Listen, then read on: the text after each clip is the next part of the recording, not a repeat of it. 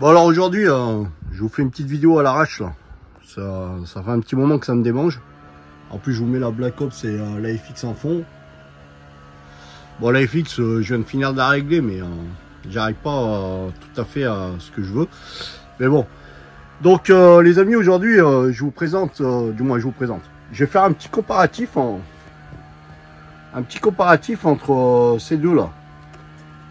Donc le Sixer, le X-Fi et le Dan Wesson. Donc pour ça on va utiliser des cartouches neuves, bien sûr. Les Barracuda Hunter Extreme à 62 grammes, 0,62 grammes, pardon. Et donc voilà, les deux ils sont chargés. Lui il est chargé. Donc voilà. Et en fait je vais tirer dans de l'argile ou de la glaise là, je sais plus ce que j'ai. Donc voilà, je voulais juste comparer un peu la puissance des deux. Parce que je sais pas, j'ai l'impression que le SIG donne pas mal comparé au Dan Wesson. Donc je voudrais voir, ils sont donnés à peu près à la même puissance hein, dans les 3 joules. Donc voilà, mais j'ai pas le Chronie, ce Chronie là, il va pas pour mesurer les pistolets. Il me fait chier, je vais peut-être le changer bientôt là. Mais bon, voilà. Donc ah oui aussi en passant j'ai changé la poignée style RR15 sur la FX. J'ai mis cette poignée là que j'ai trouvé pas trop cher. Donc je vous mettrai le lien en description si jamais vous la voulez sur AliExpress. Elle est pas trop chère. Et oubliez pas hein, la Black Ops, toujours le partenariat avec le X5 aussi. Vous pouvez l'avoir sur Tom Ergen. Hein. Donc voilà, vous avez mon code promo là, Snipe 5. Donc ça vous fait toujours 5%, hein, c'est toujours ça de prix, hein. Bon c'est pas énorme. Il m'a expliqué que les marges avaient un peu augmenté, donc il ne peut pas faire moins. Après si vous prenez beaucoup de matos, vous pouvez les appeler. Hein. Donc eux, ils s'occuperont de voir avec vous pour voir s'ils peuvent faire une réduction plus importante. Donc voilà, vous les appelez, vous n'hésitez pas, hein, vous leur dites que vous venez de ma part, la part de Snipe. Et puis sinon, voilà, bon, allez. Je vais aller vous brancher la caméra et puis on va voir ce que ça donne. Bon là il y a mon voisin qui taille ça et donc ça fait un peu de bruit derrière. Mais bon là pour l'instant je suis dans le garage, je vais passer en extérieur après pour on va se mettre à une distance de 4-5 mètres dans le pain d'argile. Allez on passe à la suite, je vais vous brancher la caméra et puis je vous reprends.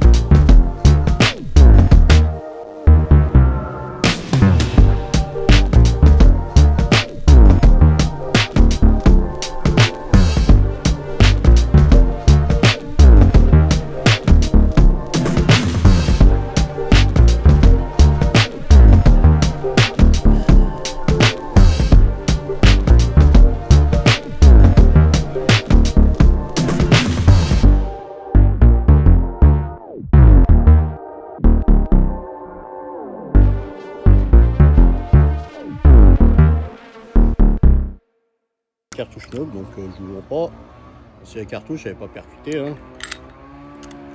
Donc voilà, on referme, c'est percuté. Donc là il est chargé hein. Voilà, avec les Barracuda. Je garde l'autre cartouche pour tout à l'heure pour le Dan Wesson. Donc allez, on enlève la sécurité, on arme et c'est parti.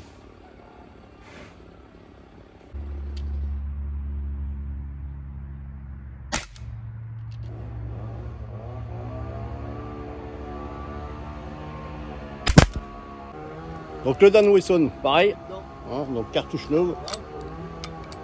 Juste que je fasse gaffe quand je percute ma cartouche, parce que j'ai perdu une petite pièce, hein, ça me fait chier. Bon, ça arrive. Donc là vous voyez, là il faut bien que je sois au milieu en fait, là avec la vis, sinon ça percute mal. Voilà, percuté, on arme et c'est parti.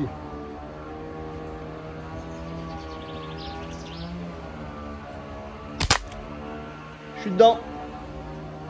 Donc déjà à première vue, là, sans aller voir à la cible, là, vous verrez sur la caméra quand elle va apparaître, vous verrez déjà le Dan Wesson frappe un peu moins fort, il me semble. Allez, je vais vous en remettre un deuxième avec le Dan, et puis je vous en remettrai un deuxième avec l'autre. Voilà. Donc avec le deuxième, allez. Voilà. Donc là, 2 impacts chacun, on va voir ce que ça donne. Voici les impacts. Alors là, du coup, on est sur le 6 Dan Wesson. Oh, il n'y a pas l'air d'avoir une grosse différence, hein. Je crois qu'ils sont à puissance égale. Hein. On va découper, on va voir à l'intérieur ce que ça donne là, le champignonnage. Et puis je vous mesure tout ça, mais je vais me remettre à l'intérieur parce que là ça commence à taper fort. Allez, c'est parti, on va mesurer. Je vais essayer de pas trop passer dans le champ. Donc voilà. Pour le SIG, on a un champignonnage de 12,8. C'est déjà pas mal. On va regarder sur le deuxième.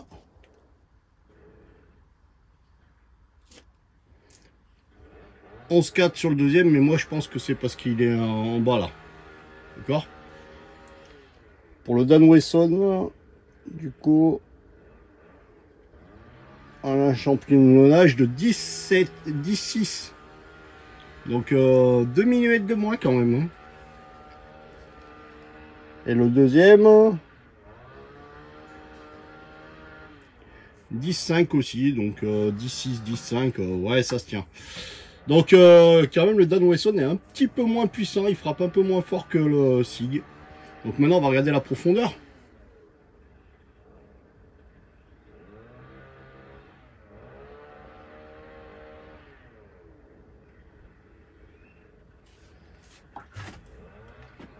Oh.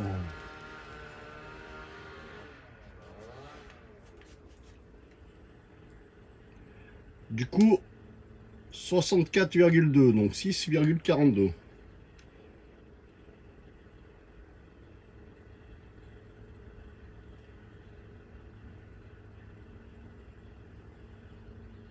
Oula. Ça ferait 12 cm,46. C'est bizarre. J'ai l'impression que celui-là, là, elle est ressortie en dessous. Donc on verra au découpage, mais bon. Celui-là, on va regarder. Ah, bah celui-là, c'est vite regardé. 58,7, donc 1 cm de moins que l'autre. Que le SIG. Ah, celui-là encore moins. 52,1. Donc c'est bien le SIG, hein. Il frappe bien plus fort le SIG. Voilà, là j'y suis. Donc je vous le remesure, hein, 6,45. Donc 6 cm 45. 1 cm de moins pour le Dan Wesson. Hein. Le SIG est bien plus fort. Donc il est plus puissant le SIG que le Dan Wesson. Donc là déjà la conclusion elle est faite. Hein. Maintenant on va essayer de l'ouvrir proprement pour essayer de voir à l'intérieur ce que ça a donné. Hein. On va essayer. Hein. Je vous garantis pas le résultat, mais bon, je vais essayer de vous faire ça propre. Bon, allez, on attaque par le SIG. Du coup, je vais attaquer par celle-là. Il est raide le pain d'argile.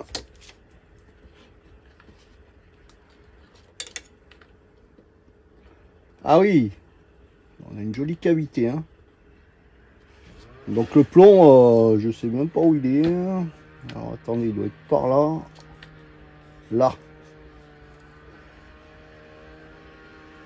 Il y a des débris ici. Non?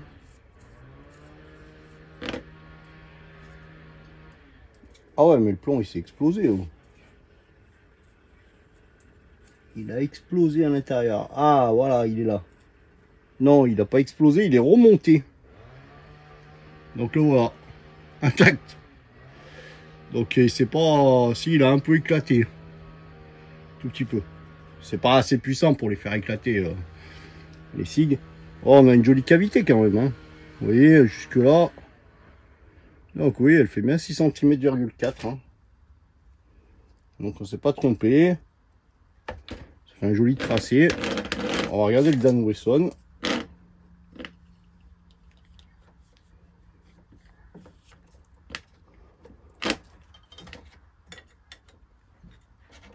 Oh là là, qu'est-ce qu'il est raide. Putain, c'est pas là. Vous voyez le plomb? Non, vous voyez pas? Si. Si, là, vous le voyez. Donc voilà, il est là, le plomb, donc bien 5 cm. Regardez la cavité. Voilà, ça fait des jolis petits trous. Je pense que sur... avec le Dan Wesson, l'année dernière, je m'amusais à couper les frelons, donc... à 4-5 mètres, quand ils étaient posés au sol, j'ai m'amusé à couper les frelons. Avec les plombs plats. Donc ça... Le Dan Wesson est légèrement... le prochain test, je pense que ce sera la précision. Mais je crois que le Dan Wesson est légèrement plus précis parce qu'il a le canon rayé. Donc voilà. Allez, par curiosité, on va faire saut du bas. Ah voilà, ouais, vous voyez. Voilà, elle est ressortie en fait. Il est ressorti de ce côté-là. Il a tapé là où il n'y avait pas d'argile. Dommage. Bon, c'est pas grave. Hein. On va enlever celui-là. Là. Pareil. Donc là, pas profond. Hein. Il est là. Un joli petit trou. Oh, ça doit faire du mal sur du nuisible. Ça doit faire un petit peu de mal, mais bon, pas... Je sais qu'il y en a, ils plombent les rats avec les Dan Wesson habits. Donc ils sont guère plus puissants, mais la bille, ce qu'il y a, c'est qu'elle se déforme pas, donc elle rentre facilement. On essaiera le Colt à bille d'acier, voir ce que ça donne sur l'argile. Bon ben voilà messieurs. Donc résultat des courses, le SIG est plus puissant que le Dan Wesson. Donc sur ces images, je vais vous laisser un petit tour sur la Black Ops.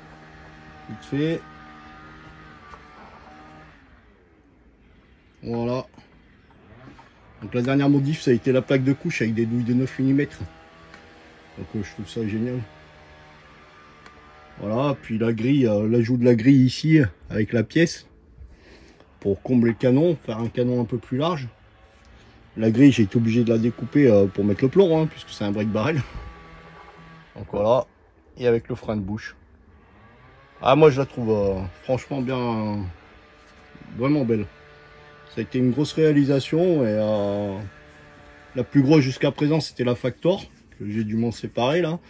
Mais la plus grosse c'était ma Factor, mais maintenant ça devient la Black Ops, parce que la Black Ops j'ai vraiment fait beaucoup de changements, hein, du style le rail et tout là, prolonger le rail, rajouter la pièce, ajouter tout ça, la grille, le cache canon.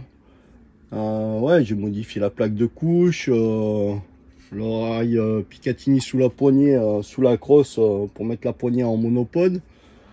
Ah, il y a vraiment du boulot là, hein. Beaucoup de boulot. Hein. Élargi le silencieux aussi, j'ai élargi le silencieux, le faux silencieux, je l'ai élargi avec un tube. Élargi le canon à la base aussi. J'ai mis le frein de bouche en bout, voilà.